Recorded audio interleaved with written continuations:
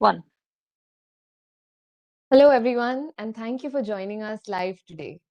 This is our second session of the CSIR AIM Demystify Science series. My name is Swati Rao. I am the Innovation Lead at Atal Innovation Mission, and I welcome you all for this very special session.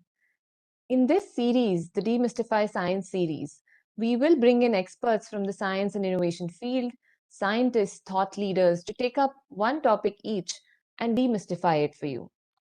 The goal is to make science and innovation approachable for all students, to know that this is the world of science and this world is not to be scared of, but to discover and enjoy. Today we have with us Dr. Chintan Vaishnav, our much loved mission director of Atal Innovation Mission. Dr. Chintan Vaishnav is a socio-technologist, an engineer who's trained to design and build large-scale systems. Dr. Chintan is also associated with the Massachusetts Institute of Technology in USA, and as a teacher, innovator, and an entrepreneur, he has split his time between teaching and research at MIT and living and working with rural communities of India to build solutions that can overcome constraints which are fundamental to improving their living conditions. Today, Dr. Chintan will be talking to all of you and to us about how to demystify innovation. So, we welcome you, Dr. Chintan, and with that, I hand over the stage to you.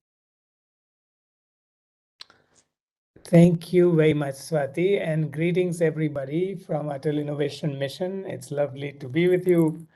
And today we're going to talk about demystifying the nature of innovation. There are lots of, when it comes to innovation, there are lots of terms that people throw around and they use them interchangeably. So they oftentimes, if you read the newspaper articles, you will find these innovation terms. And generally, they are used by people who are being interviewed or people who are writing those articles, what have you, in a very interchangeable way. And it's often that precision of what these terms, innovation terms, really mean is missing. So we thought maybe we could talk about these terms and we can all think along. I mean, all of these terms have have not only definitions attached to them, but they also have a phenomena or some kind of formulation often attached to them and all that. And all of that never gets into the discourse. So that's kind of the journey today. Okay, and I'm going to ask you some questions, and we'll see if you are struggling with these terms as much as most of us are. Okay, so well, first of all, innovation. If you look at the Oxford Dictionary definition of it, is the action of innovating, the introduction of novelties, right? So there's something new here. The alteration of what is established by introduction of new elements or forms. So there's something established that is being changed into something new. That is how, Oxford Dictionary, for instance, Webster, any of these dictionaries, they define innovation. It's a noun, right? So let's, the word comes from the word innovare, which is a verb. This is, this is to renew or to alter or to make new. This is an action, as you see, and therefore it's a verb, right? So this is a, so innovation comes from innovare, and innovation requires, obviously, to be able to innovate, you need a culture of renewal. People have to be willing to change. A culture has to be willing to change and accept the new ways of doing things. And that's how innovation comes about. And it also requires not only an idea, but it also needs the execution of an idea. So the idea by itself I mean, it may have value, but is of much less impact than when you execute the idea. So idea and execution is what we're talking about, right? So let's plunge into the nature of innovation here. So think about these concepts. People say incremental versus radical innovation. Right? People say, "Oh, this is radical innovation," or "This innovation is merely incremental." Um, Another set of terms that get thrown around, particularly disruptive technology. If you read the newspaper, I would bet you that in a week's time, you will come across the disruptive word for some or the other technology at least once in a newspaper.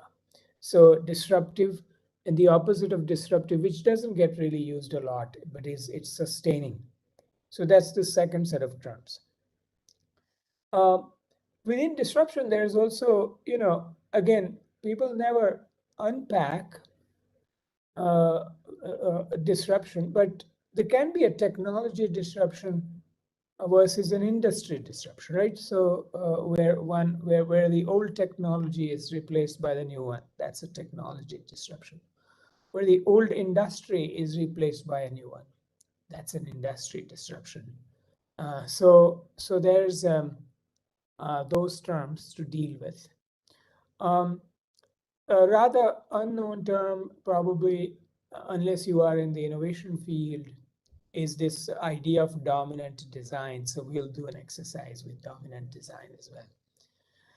And then finally, fifth one, which is, well, it says not today, but we'll try to do it today. The fifth idea of diffusion of innovation. This is how do innovations come to diffuse in a society? That also is a very popular idea. From there, you will hear several terms like early adopters. This is a mass market. Here are the laggards. All of these terms come about. We want to demystify those terms. So that's our task today, to demystify all of these terms around innovation. Why should we do this task? We should do this because if you are interested in innovating, you want to have the same vocabulary. So, when somebody says radical innovation, they mean the same thing as what you think they do. And that's really important because otherwise making progress becomes harder, right? So that's the idea.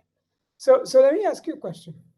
What to you is an incremental versus radical innovation? Think about it. And you can type it in your chat, in the YouTube chat, and Swati is going to read it out to us as to what you think is a radical innovation. Let's keep to that. What do you think is a radical innovation?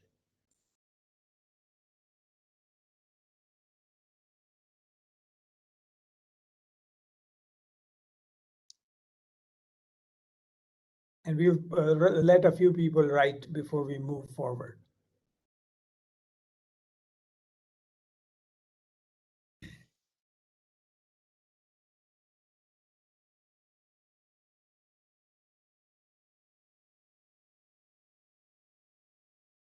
Swati, you can let us know when you see anything. Sure, sir. Right now, we don't have any answers on this. Maybe if you go ahead and they, see a few examples, they'll probably relate to it better. But this is what I see around myself, which is an incremental innovation versus a radical one. And I'll let you Okay. know as soon as we have any answers. Okay. So I'm about to, if you don't give me an answer, then I'll, you guys, that is everybody who's in the YouTube universe, if you're not going to give me an answer, then I'm going to throw an answer at you. But um, uh, I mean, just from the words, maybe this prompts you to think about something that's small in innovation versus something that's larger in innovation, right? Something like that. That's the kind of answer we are looking for, if anything comes to your mind. Um,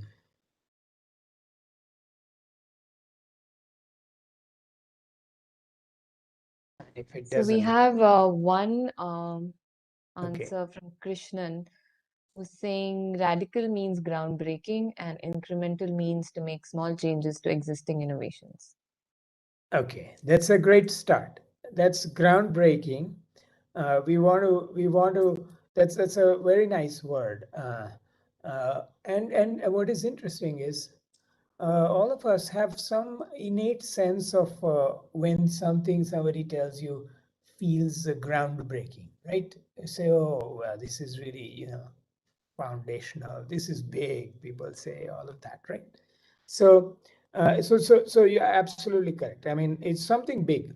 The radical innovation. It's a groundbreaking innovation. Let's take some examples, and then we'll come to defining it. Okay? We have a few more. We have a few more answers to that. Yeah. One is from Kiran sir, who has replied saying new model of a car based on existing technology could be an incremental innovation, while a flying car could be a radical innovation. And Great. incremental, Rama ma'am is also online, and she's saying incremental is different versions of iPhones, or incremental could That's be with newer research and application based innovation. that's very nice. Yeah, yeah, yeah, yeah. Yes, no, I think those are both great examples, actually. Um, so just along the lines of what Kiran was saying, uh, the Wright brothers, for example, when they invented the airplane, right? There was a radical innovation. It was radical innovation because not because it got us from point A to point B, we could get from point A to point B, even in a bullock cart at the time. We could get there by bus, we could get there by a horse buggy, uh, and so on. So the objective of going from point A to point B was could be achieved through various vehicles at the time, right? But all of these vehicles, if you look at a horse cart versus a bus or versus a Model T of Ford Motor Company, etc., all of these were solutions that were against a constraint, which was that you had to be on the ground, right? The ground, being on the ground, was the constraint. When Wright brothers succeeded in flying a plane, it also got us the same objective of going from point A to point B, but it overcame a fundamental constraint, which was that you have to be touching the ground, right? So a radical innovation, so think about it this way. A radical innovation is one where uh, a fundamental constraint is overcome, right? Let me give you another example here. Then we'll come to a formula. Let's see. Are there other people? Okay. Um, so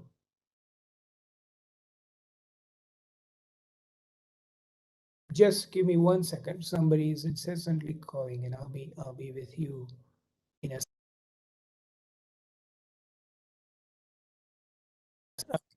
So so think about this example.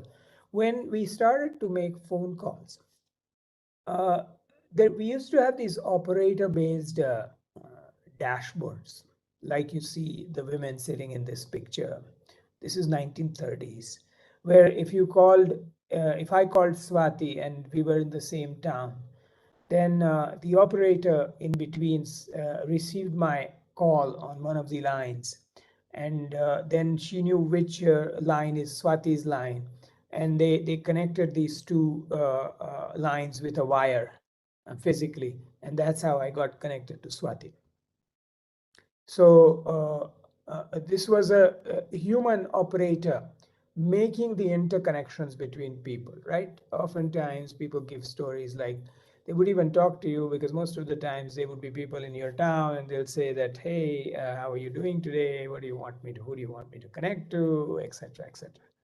So now if you follow the different uh, dashboards arrangement. So in this 1930s, you can come across a large number of improved connector boards that like the one you see in this picture, where such that it made it easier for operators to remember whose line is where on the dashboard. It became easier for them to sort of move around their hands to do that connection, all of those incremental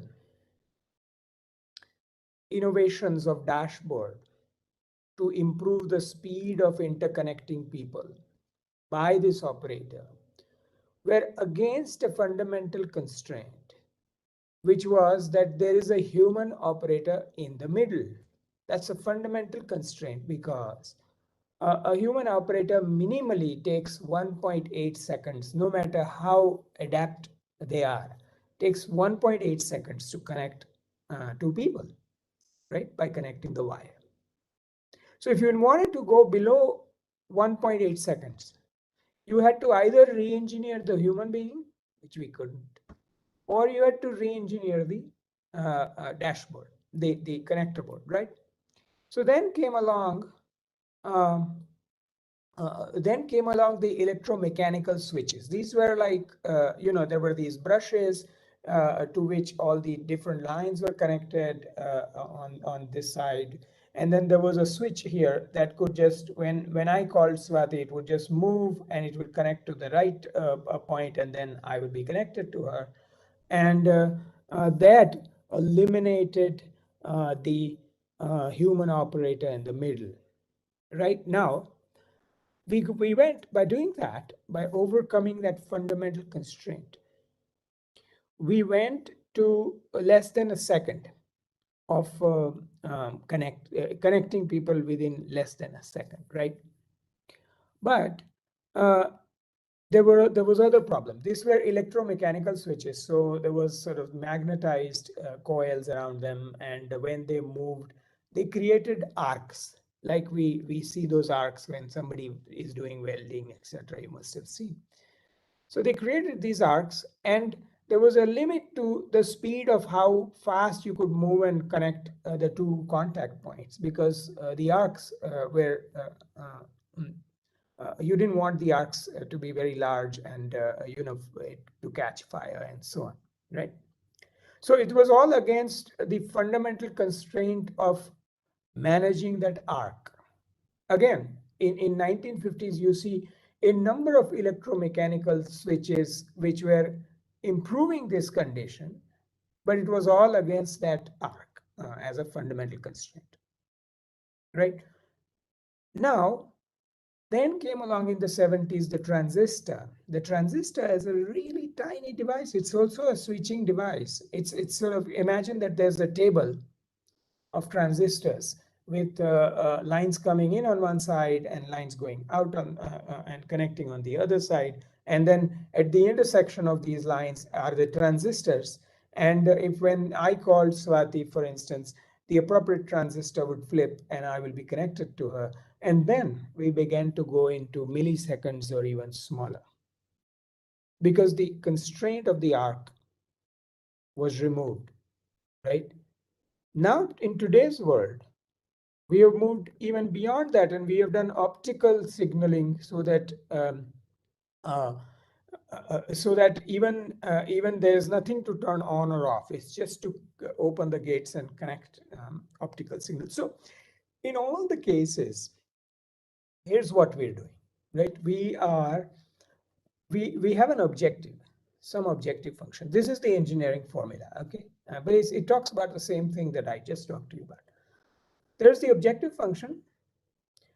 This is the objective of getting from point A to point B, like in the case of the airplane, or connecting a person A to person B, like in the case of the telephone, and so on, right? And uh, uh, uh, so the objective remains the same.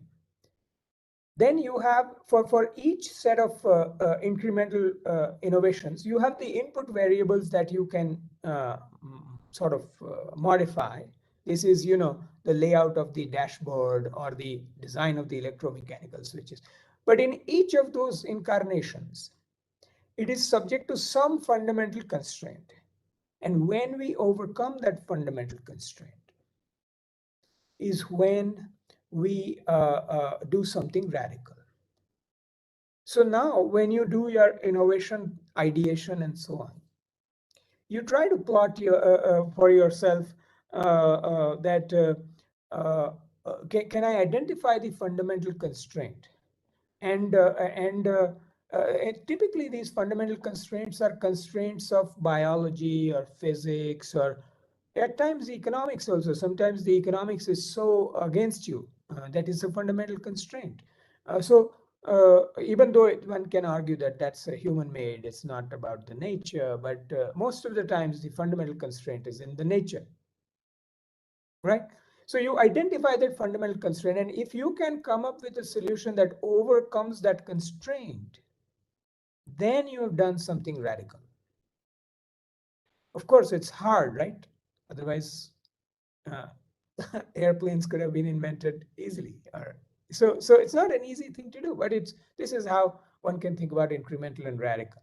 Let's look at some more things. Beginning. Uh, there are some other examples that I have, but I will, if we have the time, I will go to them. Okay. What is your? Let me ask you a second question. What to you is a disruptive innovation? People say, "Oh, this technology is disruptive." What is it? Do people want to write in that chat something that Swati can read us?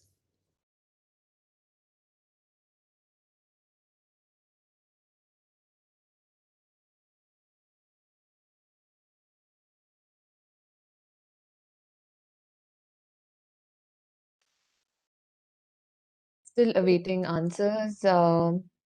Please reply on the chat box on YouTube on what do you think is disruptive innovation?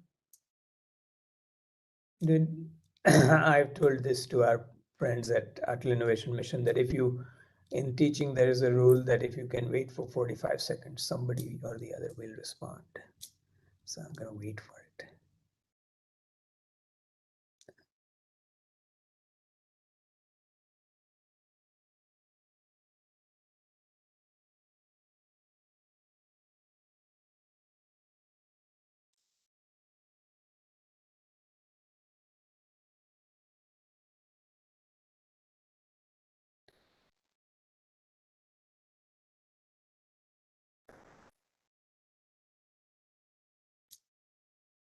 Anything new and interesting? So we have one answer from Utkarsh Ahuja. A Uh-huh. disruptive technology could be that it applies to many use cases. Okay. All right. That's great. Um, yeah. By the way, Swati, you can skip reading the names because people may be conscious Okay, that you're not going to raise sure. my hand. I don't know about it. Right. So we have one more. Yeah. A disruptive innovation is an innovation that creates a new market and value network and Mm. eventually displaces established market leading firms, products, and alliances. Wow, this is a proper definition. Yeah. Um, we also have disruptive innovation occurs when new entrants challenge incumbent firms, often Yeah. despite inferior resources, which means that these are disruptive innovations. Or we have Yeah. another one which says that it is a product or service initially that takes root in simple applications at the bottom of a market and then disrupts the market. For Yeah. example, a self driving car can disrupt the driver, hence, can be considered a disruptive innovation.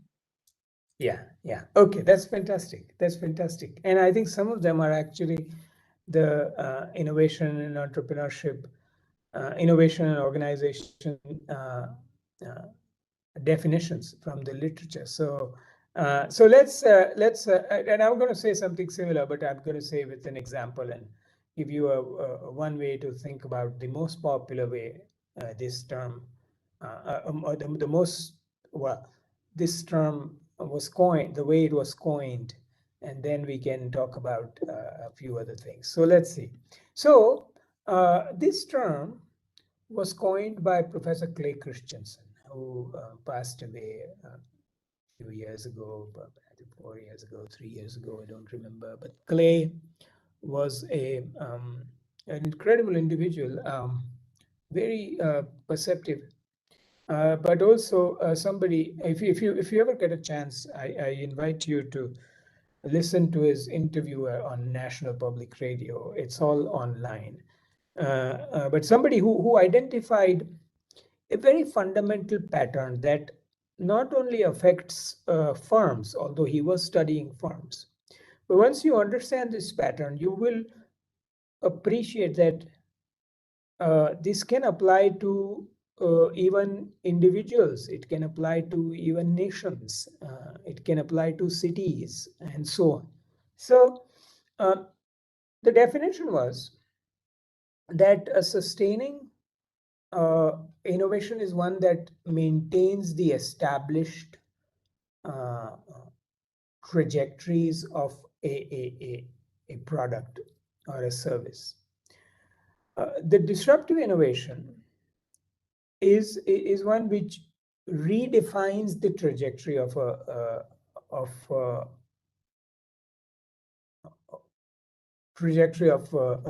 sort of performance. In other words, it introduces a new way of thinking about the performance of something.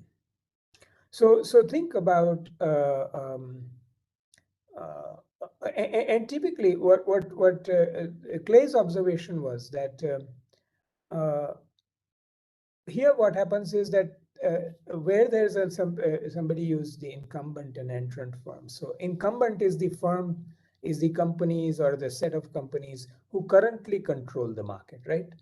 And entrant are the firms who are oftentimes they are startups, etc. Right? They don't have much market, but they are the new ways of doing the same thing.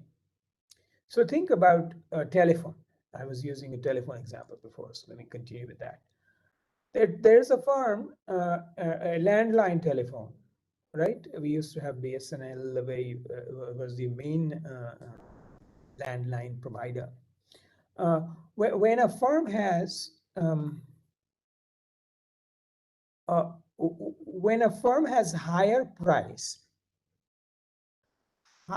primary performance performance along a dimension that's accepted dimension, but lower ancillary performance, that is the new dimension of performance, as compared to an entrant.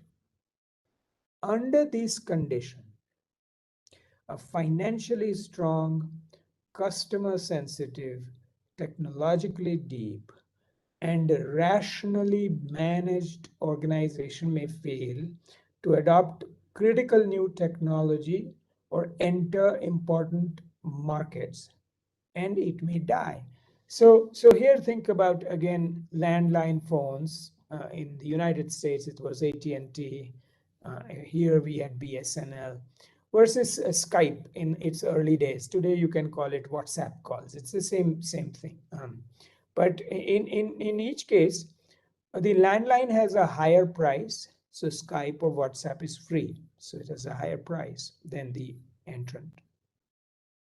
Uh, the landline has a higher primary performance than the entrant. So the primary performance is the accepted dimension of performance of any product. So this is in telephones, it is essentially the voice quality and the reliability of the voice. That for the longest time, Skype and WhatsApp and all of them, they even today, the WhatsApp call drops a lot more than a landline call, right? People would, if WhatsApp doesn't work, they'll say, let me call you by my mobile, and mobile doesn't work, they'll say, let me call you from my office phone. That is because the primary performance of an office phone landline is higher than that uh, of the entrant, right? Now, but the entrant, like a Skype, like a WhatsApp, has a higher ancillary performance. Or in other words, the landline has a lower ancillary performance. This is a new dimension of performance. A WhatsApp or a Skype can let you do video and text and voice calling that landline does not allow you to do. Right? So it has offered this new dimension of performance. It has introduced or redefined the trajectories of performance, as it says here, right? And then initially, in all such cases, it says, financially strong. So, I mean, BSNL, AT&T, all of them financially strong, right? Very consumer sensitive. In fact, it's their consumer sensitivity of these incumbent firms that makes them ignore this entrant firm. So when Skype, for instance, when the internet came about, and AT&T, uh, in fact, internet designers, the Internet Architecture Board, approached AT&T that do you want to build the internet for the whole nation of the United States? And AT&T said that, are you joking? I mean, why would I build an internet? Because internet is not a guaranteed service. Like we were seeing in that picture, that those operators can connect two people, right? It's a guaranteed service. You have a full path from my phone to Swati's phone, reserved for our conversation for the duration of that conversation. Whereas when you use the internet for conversation, the conversation gets chopped into packets, and packets go over the internet, and depending on the quality, some of them may even get dropped. Therefore, we always hear these choppy voices and all that, right? So AT&T said that, our customers don't want this kind of choppy stuff. They really want high reliability, and so they left people like Skype alone. Right? They didn't go after them. So it is really their high consumer sensitivity that makes them let the entrant turn a blind eye to the entrant. Right? AT&T is also technologically deep. Imagine, I used to work for AT&T Bell Labs. This place already had 13 Nobel Prizes. So there was no, it was, they could have built it if they wanted. But again, they realized that their customers don't want it. And by the time they turned around and said they will also have to do the voice over internet type of Skype like thing, it was too late. This is the argument of disrupting from the bottom, right? So, once again, a disruptive technology is one where the entrant, let's take this Skype, has a lower price than the incumbent, lower primary performance, but higher ancillary or new dimension of performance. Now, this is the definition. Lots of countries can be also, you can think of countries, right? The countries that have a very high degree of well-being. And if you've gone to or you've heard about these countries, many of them, some of the world's top countries are having a difficult time um, promoting science and technology in their young people, because they feel that they have a good standard of living already, and why do I have to sort of struggle along these new dimensions of performance and so on. So you can think of this at a country level. Sometimes when you have personally, you have an advantage, personal advantage of some kind in some situation, you become complacent. That is this story, right? So this is the disruptive technology story. But now the problem is that this term gets now thrown around for anything and everything. You hear that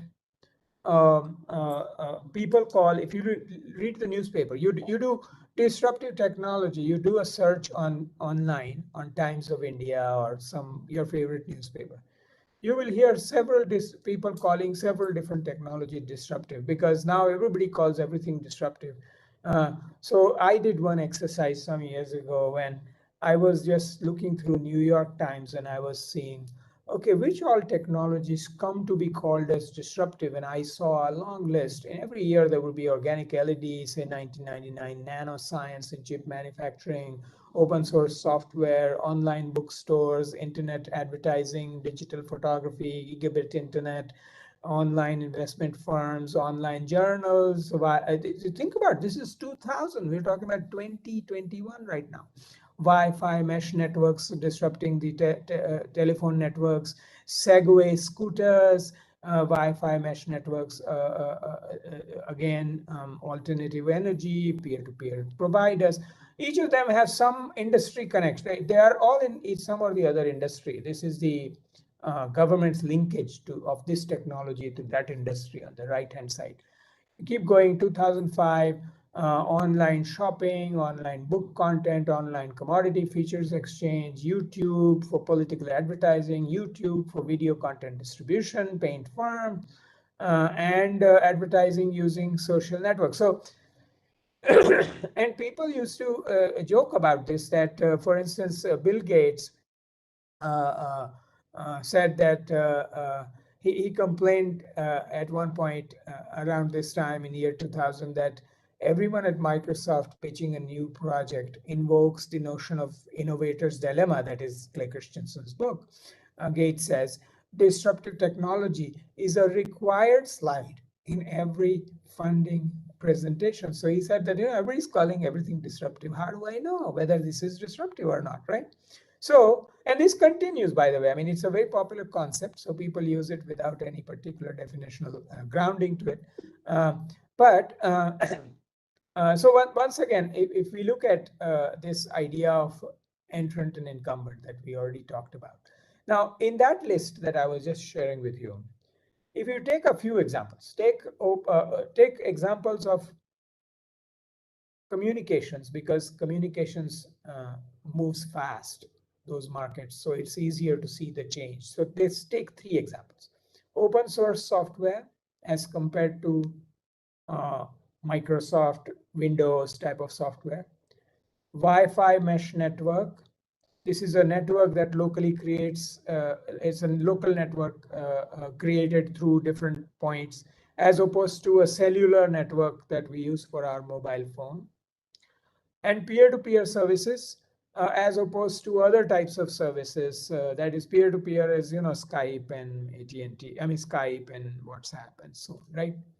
Um, Now, in the first case, in all cases, you will see they all meet the Christensen's condition. So they are, in all cases, open source software. Take it. It has lower price. It's typically free, right, as compared to, say, Microsoft Windows. It has lower primary performance. So initially, a lot of open source software can have reliability issues. Now, a lot of it is actually better, but when it entered, it had reliability issues. But it has a higher ancillary performance, like you can fix bugs quickly because you have the code, you can customize the code quickly, and so on. Similarly, Wi-Fi mesh network also, it's cheaper. But it's not as reliable as a cellular network, but it can have higher speed, for example. So it has a better. So these are all meeting Christensen conditions. So the question is, so Skype again, we already went through that example. The question is, do they displace the existing industrial order? In other words, in each of these cases, do firms, companies that uh, own the market for the old, that's the incumbent firms, do they get displaced by the new firms, right? So again, if you see, if you in 2000 versus 2007, if you say, I'm going to look at the top software suppliers for the open source market in 2000 versus in their market share. Similarly, Wi-Fi mesh networks versus wireless networking space, top five I'm going to look at. And peer-to-peer, again, I'm going to look at top five. What you see is Microsoft still has 90% of the operating systems market, so there was no disruption in 2007. AT&T and T-Mobile, etc., Nokia, Samsung at that time, they owned that the wireless market, so no disruption. In the peer-to-peer service, there were some major industry changes, because there were all these Comcast and Time Warner and these types of actors, internet-based actors beginning to show up. right? So there were some major industry changes.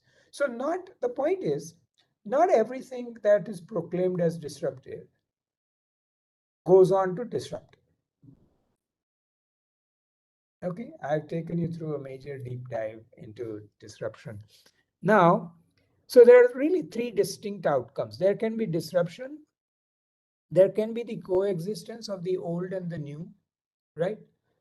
Railways coexist with planes, right? They have not disrupted each other. We may even see for the longest time, electric vehicles will coexist with the conventional vehicles, right? So there can be coexistence. And there are chances where there is no disruption at all. There are lots of paradigms that you will see that we are having really hard time disrupting, even if it is not the most efficient way of doing things. For example, reverse osmosis based, RO based filters, not the most efficient way of filtering water, but it's very hard to disrupt because RO has even become a generic name. People would say, if you go to a hotel, people will ask, ye RO hai kya? Right. So there are three outcomes. There can be a disruption. Of course, there are many cases. I mean, WhatsApp has disrupted the landline telephony. There could be coexistence, or there could be no disruption. Right? Okay. Let's go to the next idea. So now the point is, does technology disruption imply industry disruption? In other words, if I displace the old technology with the new, will I have displaced the old set of firms with the new set of firms, new set of companies? I mean, can't old set of companies come to champion new set of technologies? Can't it be the case? So it turns out that if you put technology disruption on one axis, so that is technology disruption versus no technology disruption, and industry disruption on the other axis, so industry disruption versus no industry disruption. And here's what you see. So there are cases when both technology and industry are disrupted. So for example, cameras, right? We no longer use film cameras in that extensively. And the companies that own the digital camera market are Apple, Samsung, because most of the cameras are where? They're here, right? So Apple, Samsung, uh, uh, even in the digital camera market, Kodak is not the leader. Sony is the leader, or Canon is the leader, etc. Right? So here both technology is displaced. The film camera is displaced with the digital camera, but even the companies that owned that market are displaced by the new companies. See another. This is saying the same thing. Okay. There are cases where there is technology disruption, but there's no industry disruption. So here's the Ford motor car, the Ford T, the old that made mass production of cars a big thing worldwide. That, for instance, is replaced with a Ford modern car. Technology is disrupted because the engine, the internal combustion engine, and all of the other technological wherewithal is very different than the Ford T. But it is the same company, right? Even now, you see even electric vehicles by Ford and so on. So what we're trying to say is that uh, uh, the technology got displaced, but the industry, I mean, the companies that own the market has not completely been shaken, right? So technology disruption, but no industry disruption. Take a case of situation where industry gets disrupted, but the technology may not get disrupted. So for example, um, uh, moving around a city, what you see is there are all these different modes by which you can move around a city. And sorry, all these different modes by which you can move around a city, they still exist.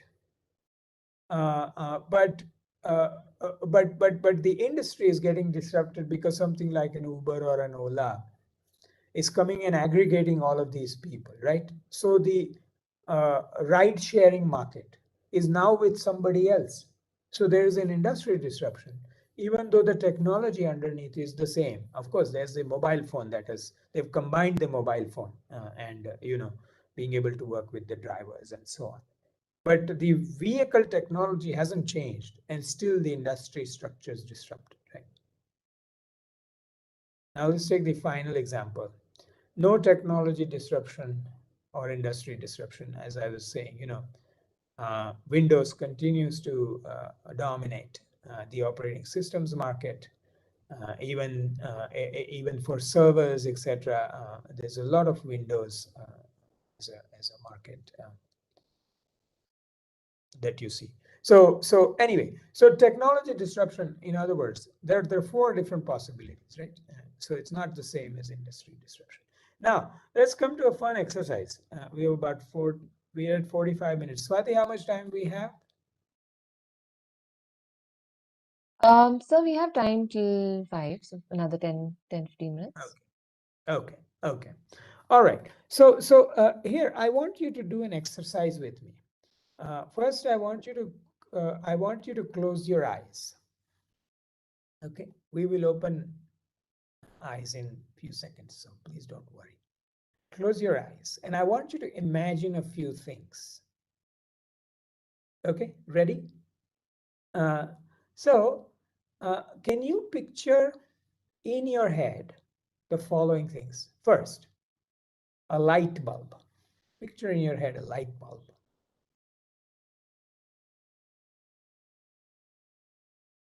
Okay, done? I give you another one. Second one.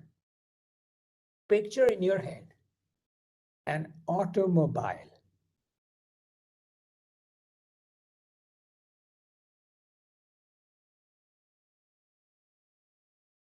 Good.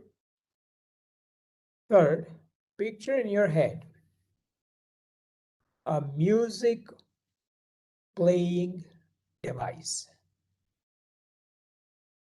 A music playing device.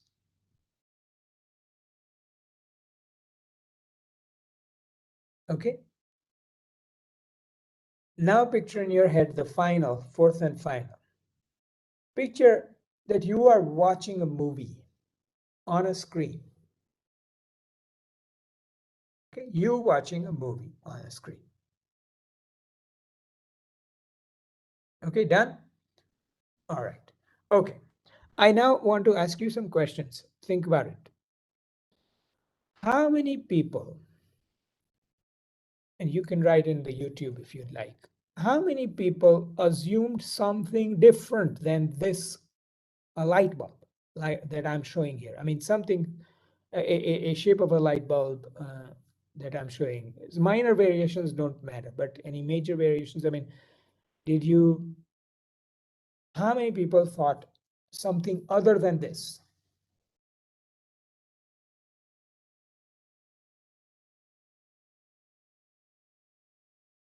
Anybody? Um,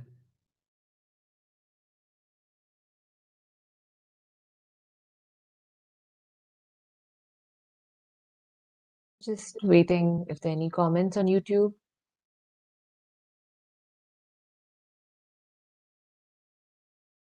no worries. Somebody has responded saying LED bulb.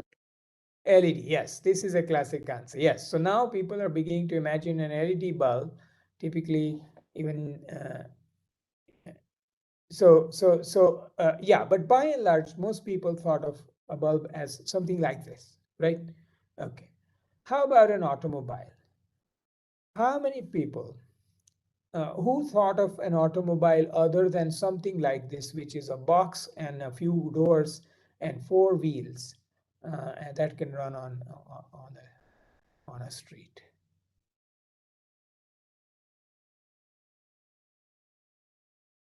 Most people would imagine an automobile to be something like this, right? Now, if you think about the last two examples of music playing device, right?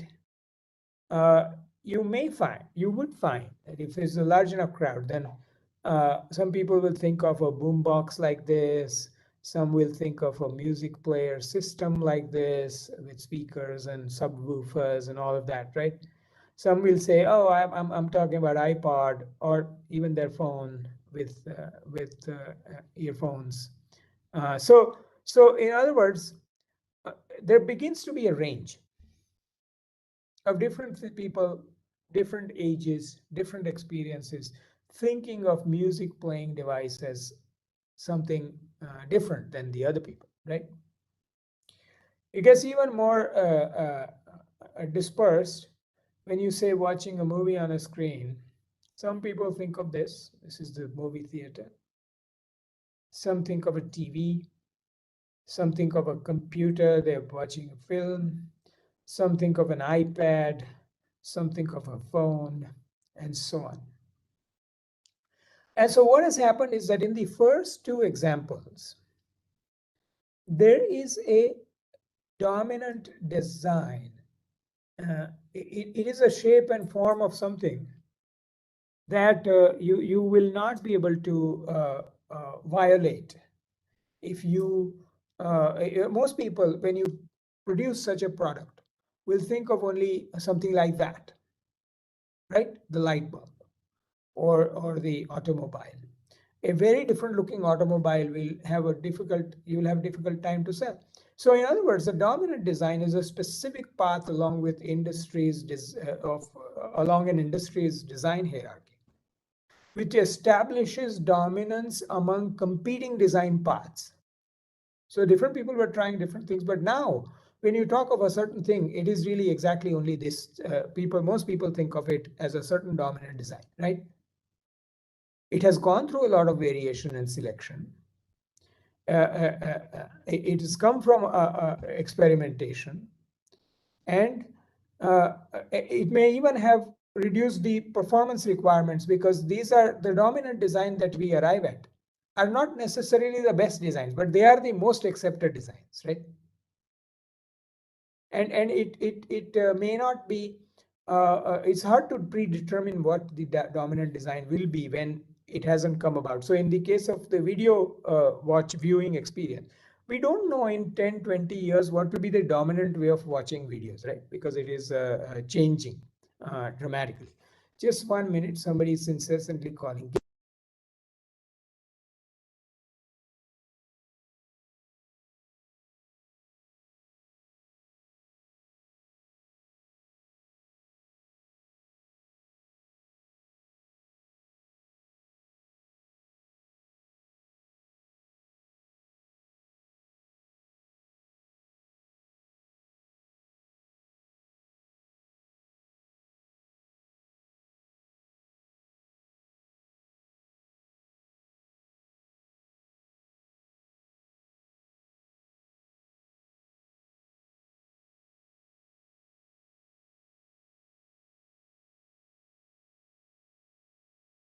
All right, I'm back. I'm sorry. This is the person calling for 5 o'clock meeting. Okay, so now what is fascinating here is I want to tell you that if you look at the light bulb history between 1880 and 1885,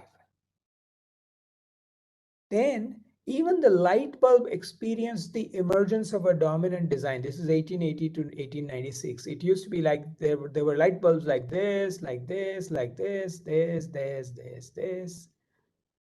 And even the sockets had a lot of variation. So even something that feels like a dominant form today has gone through a lot of variation. Now, why is this relevant to you, right? Well, it's relevant to you because, um, first of all, if you look at any design, there's a fluid phase where there's a lot of product innovation first, a lot of different things people are trying. The process innovation is not there. Then you go to the next phase where you're trying to where the product stabilizes. So product variation is very low, but the process variation is high because you're trying to cut cost and you're trying to get more sales. And then a final cost minimizing phase where both product and process become really stable. And this is the way you produce this thing. And this matters because if you enter a market before the dominant design has come about, you have a much better chance of winning, right? Where there's less variation, there's great, whereas after dominant design, there's less variation, there's greater barrier to entry and winning that market. So this is why this concept matters. Let's bring this to a close with a final thought, right? So diffusion and early adopters. So diffusion of innovation. This is like, when everybody begins to use WhatsApp, or when everybody is going to begin to use electric vehicles, or when everybody is going to begin to use whatever new technology that you think about. How does it happen, right?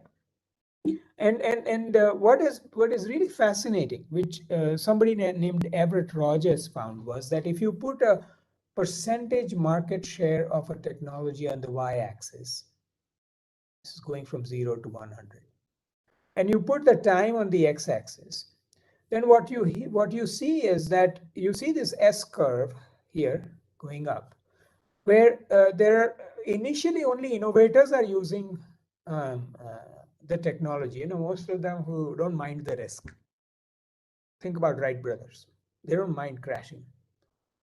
Then there are early adopters. These are people who love new technologies, and they really want to play with it, and so on. Then there's mass market. This is the majority of people, right? And then there are laggards. These are people who are most reluctant to change, and so on, right? So first you get a curve going up here, then you get a mass market curve, and then you get a flattening of the curve. This is the S curve. Now, does this really, so, and the first are the early adopters. Why does this matter? Because you want to find who these people are. Otherwise, you will not know who will use your risky technology, right? Innovative technology. Therefore, this, and identifying such people matters. Now, think about Tesla, for instance. Who are those people who um, who you think ride a Tesla, right? You will most likely be attracted to think that these are people who have the money, first of all, but they also have this image thing that, I ride the most environmentally conscious car, I ride the coolest car. All of these are typically young and old people who have created an image for themselves that they are kind of these cool types, and they care for the earth and all of that, and they have the money and all of that, right? So this is the early adopters of something like this. And every product has a set of early adopters like this. And what is fascinating, though, here is a 2008 picture from New York Times. So if you take the last 100 years, that is 1900 to 2005, this is the x-axis, the time, right? And you take the percentage of households that had a given technology on the y-axis, you see that every technology has been an S curve. Think about it. Telephones, it took a long time to become 95%, but today, cell phones, very rapid adoption, right? The rate of adoption is very, very rapid with cell phones. But they're all S curves. That's quite interesting. There are some that were like electricity. They were hampered because of the World War II. You see the 1930 to 1945 period when curves flatten a little bit, some curves flatten a little bit, and so on. But anyway, that's the last concept I want to talk to you about. I think we are almost, yes, we only have 2 more minutes to go. So, but anyway, so remember, incremental versus radical. Radical happens when you overcome a fundamental constraint, right? Think about the airplane. Disruptive versus sustaining. Disruptive is one which changes redefines the trajectory of performance. It has a new dimension of performance for achieving the same thing, but new dimension of performance, right? Um, uh, uh, Dominant design. Dominant design is something. Next, technology disruption is not industry disruption. There are four different possibilities, right? Also, there can be disruption, there can be coexistence, there can be no disruption in some cases, right? Um, a dominant design, this is the design, the form of a product that through a lot of experimentation comes to become the form that everybody assumes it would be.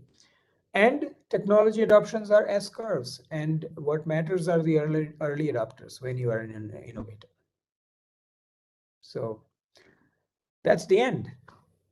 Swati, back to you.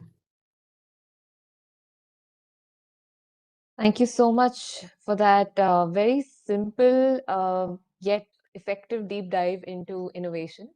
I think it was a excellent 1 hour spent by me. I can vouch for myself, and I'm sure for all of you who have joined in on YouTube today. This video is going to stay on YouTube, so please do share it with your friends, other students that will be interested, and also with teachers because it will help them pass on this information to more students. And do stay tuned for our Demystify Science series. We are going to be back with many more sessions from many other scientists and thought leaders from India and the world.